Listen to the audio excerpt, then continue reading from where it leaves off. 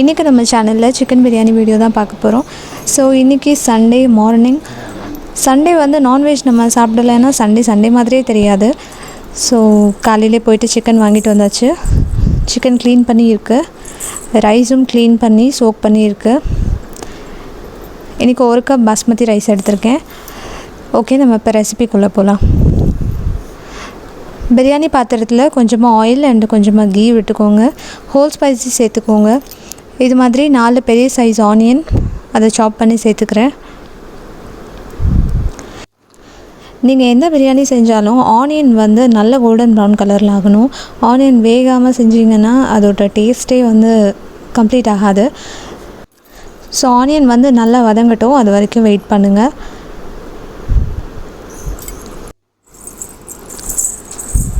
பாருங்கள், இது மாதிரி நல்ல கலர் சேஞ்ச் ஆகட்டும்.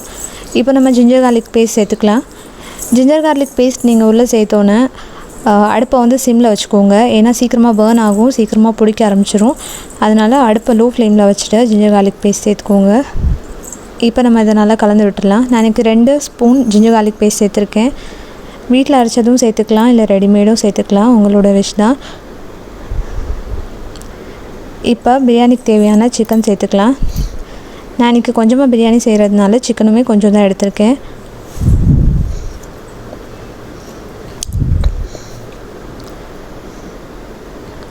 சிக்கனில் வந்து கொஞ்சமாக டர்மரிக் பவுடர், கொஞ்சமாக உப்பு சேர்த்து கலந்து வச்சுருந்தேன்.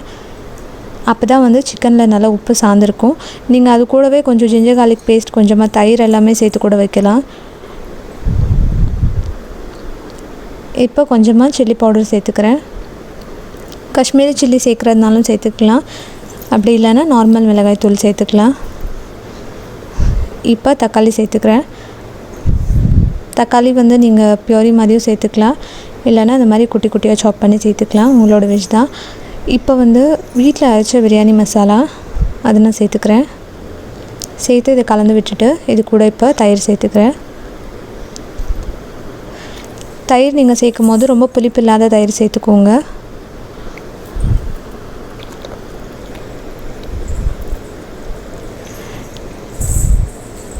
தயிரை நல்லா பீட் பண்ணிவிட்டு சேர்த்துக்கோங்க. கெட்டியான தயிராக இருந்ததுன்னா தயிர் உள்ள சேர்த்ததுக்கப்புறமா அதை அப்போவே வந்து கிண்டி விட்டுறணும், கலந்து விட்டுறணும்.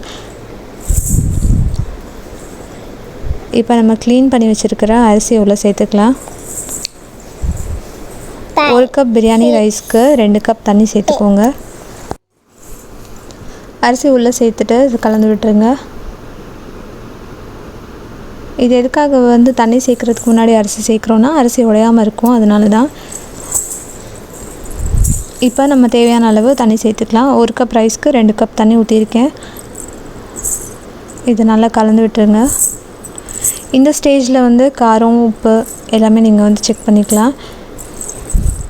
இந்த ஸ்டேஜில் வந்து உங்களுக்கு காரம் கம்மியாக தெரியுதுன்னா பச்சை மிளகாய் சேர்த்துக்கோங்க. புளிப்பு கம்மியாக தெரிகிற மாதிரி இருந்தால் லெமன் ஜூஸ் கொஞ்சம் சேர்த்துக்கலாம். இப்போ ஃபைனலாக கேஷ்யூ நட்ஸ், கிஸ்மிஸ் எல்லாமே சேர்த்துட்டு கொத்தமல்லி எல்லாம் தூவிட்டு மூடி வச்சுருங்க.